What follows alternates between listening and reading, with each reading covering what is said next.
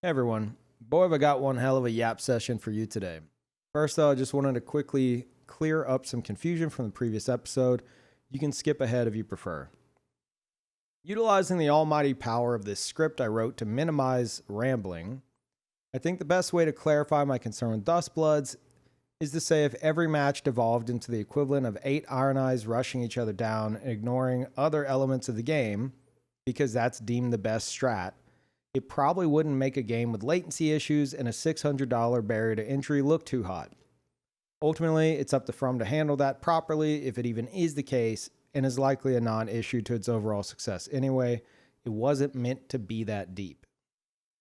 I also went on a tangent and expressed my frustrations with lack of build variety in Elden Ring when players I encounter in the open world seem overly concerned with the win, which ultimately that's fine. But express this in a shit way using an Evo reference. It's nothing more than a personal frustration I rant about relating to lack of build variety in my own encounters. Also, any references to meta reliance were mostly with cookie cutter builds in mind, like the dual seppuku naginatas of 2022. In other words, the strong things that get flocked to and relied on by the broader player base and dominate the scene for extended periods of time. A bad attempt at making a connection to what something like that might look like in Dustbloods. And no, for anyone even questioning it, I am not talking about Rivers of Blood. Hopefully that clears that up, and I'm sorry if I made it more confusing than it needed to be. Like the series name implies, I go on tangents, which range from old man yells at cloud at best to big disappointed dad energy at worst. Trust me, I barely upload to YouTube as is. I have no interest in delving into the drama of it all. I let Grandpa reminisce about the good old days until he falls asleep in his chair. Giant pop? No, not exactly. There it is. There it is. You know, to become a Parry King, you have to be a true legend. That clip is 10 years old now, by the way. Some of you are now feeling yourselves age in real time. You're welcome. Seriously though, the conversation surrounding this got me interested in making a video I've wanted to do for a long time now. Why I lean towards off-meta setups and a glimpse into my build making process. I think some people, especially newcomers to the community, might have the wrong impression about why I do the things I do. As if some think I'm just a silly cosplay man and get angry when anyone uses something good. Unfortunately, it's more unhinged of a process than that. To start, my thoughts on things deemed meta aren't fueled by some holier-than-thou disgust of it. There's multiple reasons why I personally tend to avoid some of the best stuff in the game.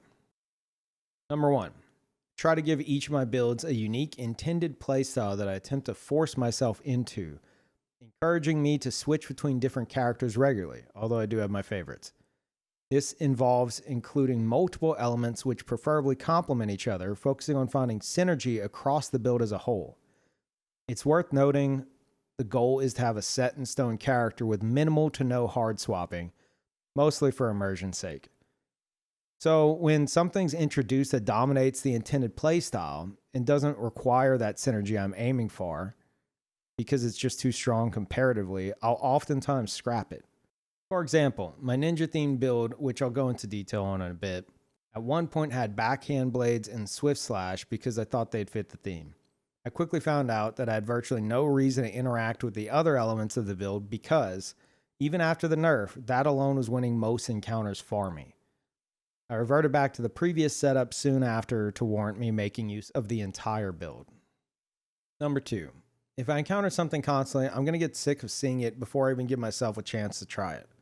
Flashback to my high school days, my older brother listened to Be Quiet and Drive by Deftones on repeat for what had to be months. He was obsessed with his one song. Our 4 gigabyte gateway computer storage space was mostly taken up because he hoarded videos of every performance of the song he could find and refused to delete them.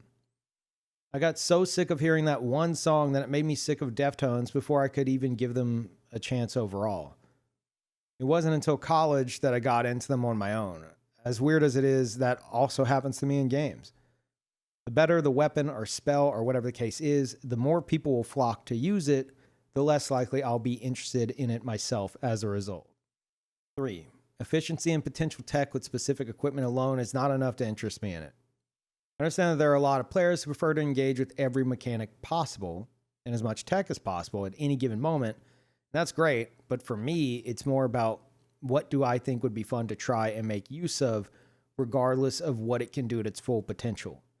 If I see a weapon or spell or incantation and think, holy shit, this is awesome, then I'm going to try to make use of it even if everyone else is telling me it's dog shit. 4, sometimes it actually is dog shit and there's no redeeming qualities. And even I won't use it for long. All I need, though, is a crumb of viability to justify using something I'm interested in, even if I tailor the build to create the viability myself. 5, I don't care about poise breakpoints purely because I'm stupid, and I focus on fashion over function in Elden Ring. There's no real reason otherwise. I find that you can still outplay most opponents in invasions, at least at rune level 200, which is what I have the most fun invading at. As a result, I'm not very concerned with poise, despite there being no reason to ignore it other than freedom of fashion. Most PvPers will absolutely disagree here, and that is totally fair. 6, I don't believe you need to be armed to the teeth to handle most encounters as an invader. Again, I'm speaking primarily at rune level 200 on PlayStation 5. Many disagree with me on that because they prefer to be prepared for the worst case scenario, and that's fine too. Hell, I get it. I'll sometimes go to great lengths, usually on my assassin build, to torture particularly toxic dedicated gank squads to ensure other invaders don't have to put up with them for a while. Still, I find those obnoxious encounters to be significantly rarer than others, so I don't mind not always being ready to handle them. And they're going to be using Tarnished Tongue. You'll find them again if you want to anyway. Regardless of how you prefer to handle such situations, I think there are things in the game that can be very effective, in most situations at least, that a lot of players avoid because it's not considered necessarily strong. Crucible Horn is probably the best example I have of this. I heard from every PvPer I knew at the time, and nearly every viewer of mine as well, that it was shit. Don't bother with it, it's trash. Well, when I made my ninja build, I thought it looked cool when used by him and could suit the theme. Turns out it's way more effective than you'd expect, which I'll talk about later in the build description. Will Crucible Horn ever become meta? Absolutely not. Is it fun to use while having a ton of utility? Absolutely yes. I wouldn't know any of this if I didn't experiment with it on my own. I was told I'd never even land it. It's probably my favorite incantation in the game now. I highly recommend you give it a try yourself. While I obviously want to win encounters regularly and can get frustrated losing against some more obnoxious situations, I don't let my desire to win keep me from experimenting with things I know likely aren't going to do too well. Personally, I'm more interested in the gameplay I create for myself through my characters than a higher win rate. Usually, I don't do myself many favors with the builds I create, and that's fine. I'm aware it's a self-inflicted issue, but I do love when I encounter other players attempting things that I rarely see. I return to these games for my characters more so than anything else. They're how I get my replayability. Now, all of that being said, I'm not opposed to using strong gear or widely used invader tools or even light roll, because it's not about avoiding meta to prove some weird point. It's about a delicate gameplay balance I personally strive for within my own builds. So, hopefully now you have a clear view of why I tend to lean more towards off-meta stuff, and that using something deemed quote-unquote meta doesn't necessarily bother me. It doesn't bother me if you use it either. I'm interested in uniqueness above all else. I tend to be more impressed getting beat in an unexpected way once than getting beat 1,000 times by something I've encountered countless times. But again, that's just me. Now, as for the explanation of my ninja build, Shin, hope your attention span is intact because I'm about to drop you into a highlight from 2024 where I went through every aspect and thought process behind each decision with the first iteration of the build. Basically, I couldn't be bothered to go over it again. It was a lot. Just know that afterwards, I'll show the few changes I made for the DLC form of it, so you'll see both forms. The first, obviously, being the bulk of the explanation. Here we go. Here's the stats on the build. Disclaimer. Do not recommend copying this build. If you want any particular aspect of this build, you could probably do something way more like focused and efficient for what you're wanting to do. This build is like a ton of shit in one, and if you're not trying to utilize all of it like together properly as intended, then you would be better off with something else. So anyway, with that said, here's the stats. Don't freak the fuck out. I know some of you are looking at that number. Don't freak out. Here's a starting class. Profit. Whenever it comes to the stats, I have 50 vigor. You should have 60 vigor. Level 100 and above. There's no excuse to not have 60 at 200. Except with this fucking build. I needed the stat points elsewhere. So, drop down to 50 vigor. I've got Erdtree Favor +2, Crimson Amber Medallion +2. That boosts me back up above 1900 HP. 1900 HP is what you're at 60 vigor on the dot. So, I've technically a whopping 13 more HP. So, I basically use these 2 talisman slots to offset my points in vigor and spread them elsewhere. I have Millicent's Prosthesis to get a few more points in dex, as well as multi-hit with the claws, and even sometimes the katana. It's a bit harder with the katana because that alone doesn't multi-hit, but it does happen sometimes. But regardless, I'm getting that +5 dex and the multi-hit, especially with the claws. So that's nice. And then Great Jar's Arsenal. And you might be like, Peeve, do you really need Great Jar's Arsenal and 33 endurance for this light of shit? Yes, I am medium load. But here's where things get weird.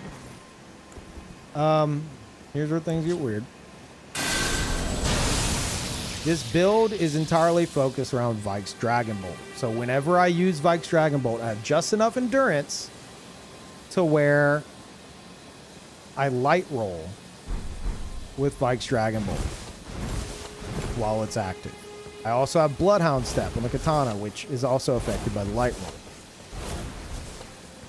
roll. Vike's Dragon Bolt annihilates your lightning defenses. So to offset it, I have Opaline Hard Tier in the flask, as well as Lightning Cracked Tier for the extra lightning damage. So it offsets it a bit. It's still really low.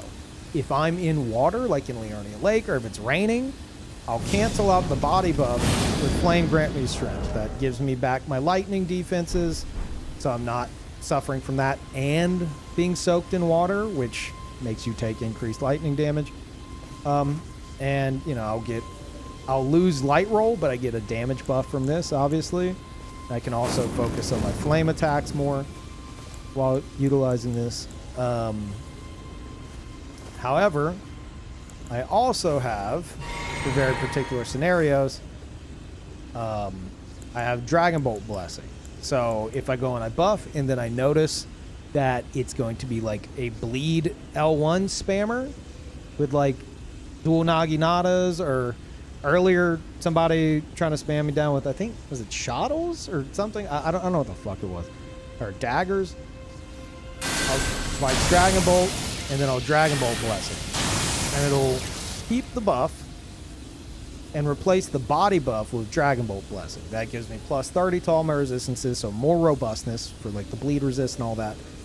And I get tier 2 hardness. And what that does is certain weapons and certain attacks from said weapons will bounce off me. So basically I can, like, they'll attack me and I'll stun a little bit, but I can get off an attack while they're staggered. I don't know exactly if that'll fucking land, but that definitely will. So I can just keep punishing them with that while they bounce off me. Certain things like, say, running L1 with dual Naginata, that's gonna go through for whatever weird fucking reason. But like a standing L1, you know, a lot of times they'll run you down and then they'll just start mashing L1. Those, they're gonna bounce off. and you can try to trade. Don't get too greedy. I fucking get too greedy a lot of times. We also have the theme of this build. Well, you know, let me return to the stats. I have 64 decks. I had 70 decks, but I tested 70 decks versus 65 because I had 75 faith. I wanted 80 faith. 70 decks, 65 decks, practically the same shit in terms of all the spells I'm using in terms of cast speed. 70 is the max for cast speed. So I went down to 65, and someone linked me a spreadsheet on cast speed breakpoints, and 64 is actually the closest breakpoint to 65. So I was like, fuck it. I dropped down to 64. I put an extra point to mind, and I was able to bring my faith up to 80. So that's why my dex is specifically 64. So I also have Keen Uchi and Keen Hook Claws, so that these can be buffed with Spike's Dragon Bolt Blessing. Offhand, it's not going to be buffed, so it's lightning. It also scales. It scales with dex, so that works. And if we're in water and I'm doing all this lightning shit, or if it's raining, I get the added damage from that. We've got Erd Tree Seal plus 10.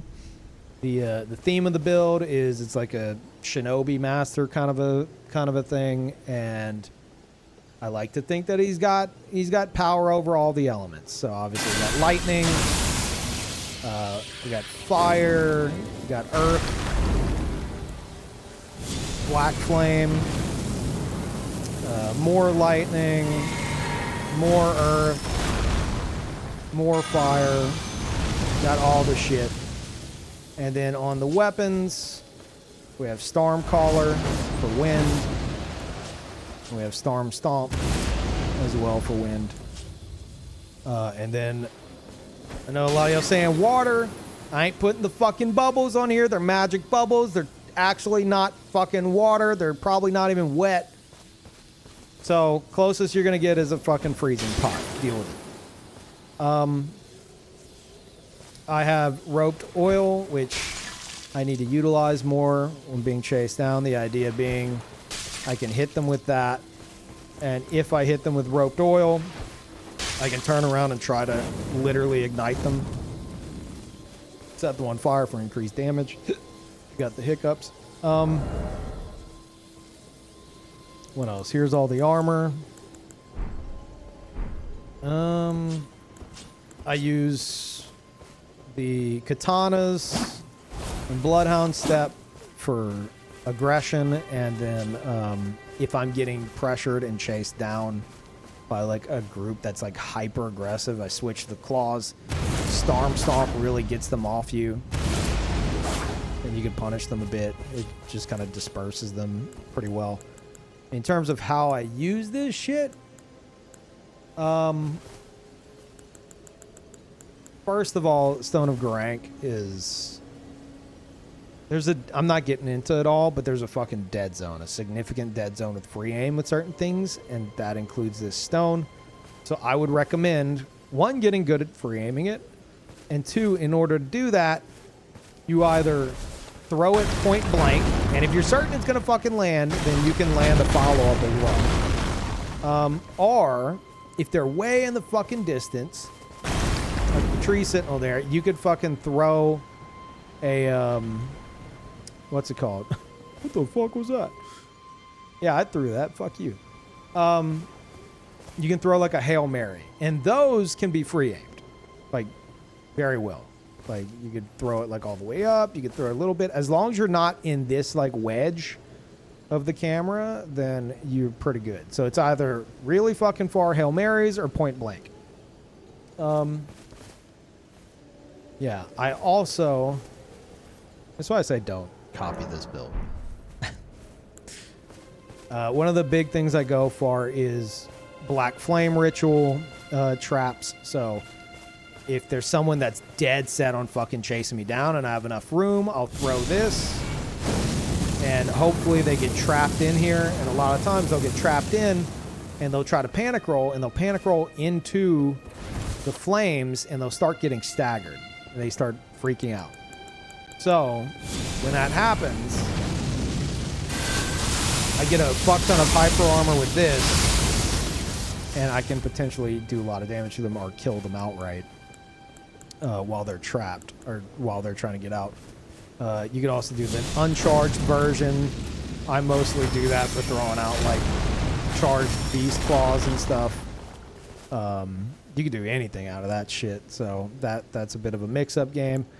I use the Crucible Breath mostly for people on ledges or like wake up for people that, you know, are low health. This shit right here, this is the reason why I'm explaining all this. This shit right here is so fucking slept on. So many people are like, it sucks, it sucks, it sucks. You can punish virtually anything with Crucible Horns. Especially Rot Breath spam. If you know some dude is about to fucking cast Rot Breath, if you know the range of this, you get just in range right as they're starting their roar. Not after the breaths come out. Like, they go to start their roar. You have plenty of time. If you're about to get hit by it, you have plenty of time to be in range. And you can run up, start the charge, and if you are right there, where like your shoulder's down, you'll just tank virtually anything in the fucking game. And you'll tank the breath and you'll knock them out of it. And it's not going to do a fuck ton of damage, but it's respectable. It can do like anywhere between like, I don't know, on average, I'd say 800 to 1K. Maybe on the lower end, like 600, depending on how like armored they are and shit.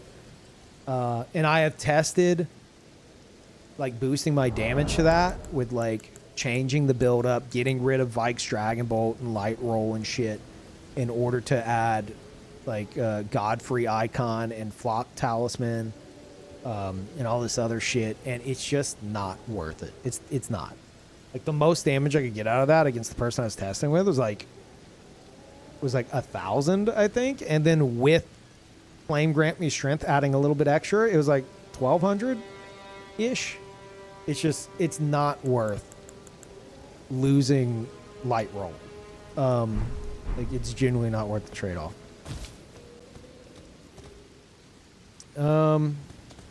Yeah, no, Brandon, I already tested it. It's literally not worth it. Like I'm gonna get like 200 to 300. No. I think it's like 200. Like 200 more damage. And it's just, no, man. That's just not fucking worth. So that's how I'm utilizing everything there. I've got fan daggers. I've got the freezing jars. I've got a controller that needs to be charged.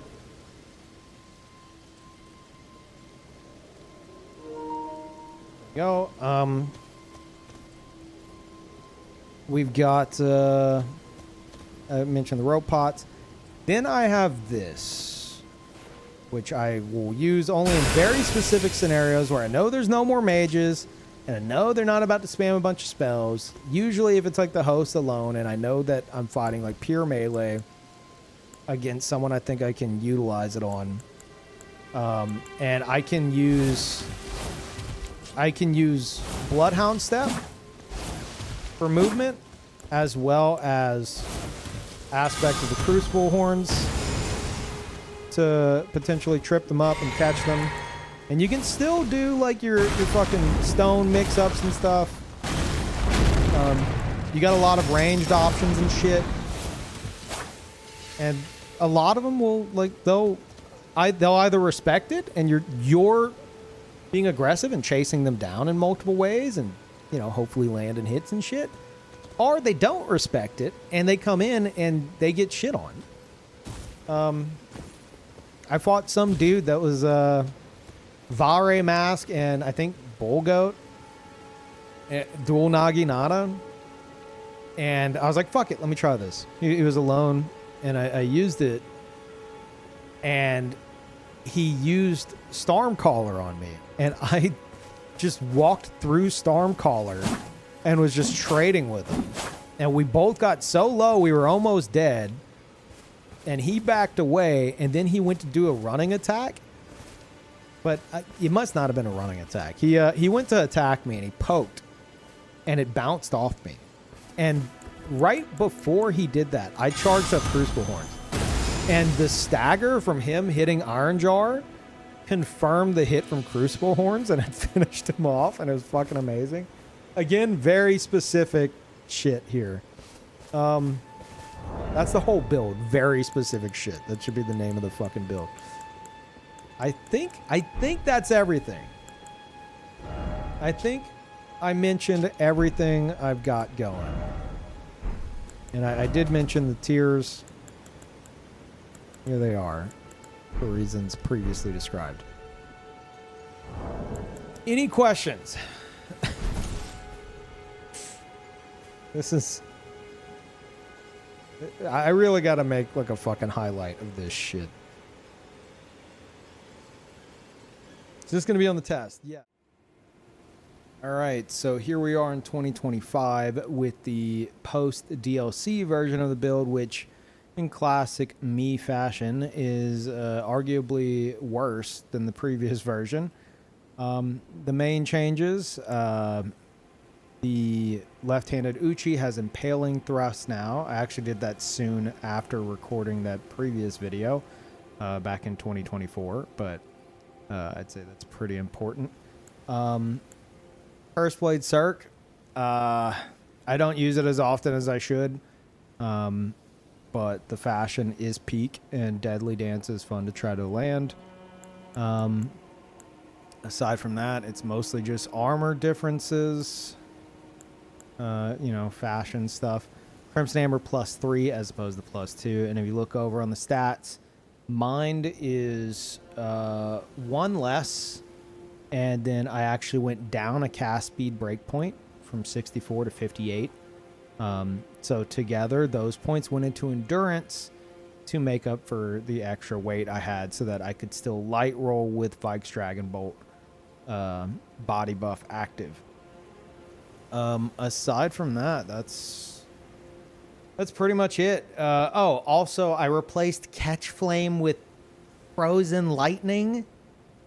Like, it's fun to try to land Frozen Lightning, but honestly, like, even for me, it's on its last leg. Okay, it's been on its last leg for a while. I intended to replace it with that stupid-ass Tornado spell from the DLC, but somehow that's even worse most of the time, because if there's a slight difference in elevation, it's gonna just dissipate the entire tornado, and, like, it doesn't reward free aiming. So... greatly disappointed by the tornado, to the point to where I'm still using Frozen Lightning over the previous version that had Catch Flame. Highly don't recommend, but it is fun trying to, like, you know, lead people with Frozen Lightning. So there is that, but, you know, it's a bit copium as to whether or not you're going to land it. But yeah, that is the setup, and that is the peak fashion right there. As you can see, that's what it's all about, honestly. That's what it's all about. Oh, also I have the giant red lightning pots there. Again, something very underutilized in the build. Yeah, so I hope y'all enjoyed this video. Aside from this last bit, it was, you know, written out with a script. I can't promise I'll do that in future episodes. All I know is nothing's gonna stop me from the next episode being about what everyone is really wanting to talk about. Hidetaka Miyazaki wanting to make his favorite game of all time, an MMO based off of Ultima Online. And I played Ultima Online for 12 years. So me and him kind of best friends as a result. That's what next video will be about. Yeah, I'm gonna go ahead and wrap this up. I hope y'all enjoyed it. I hope y'all have a better understanding of the stupidity that goes into my builds. Yeah, see y'all next time.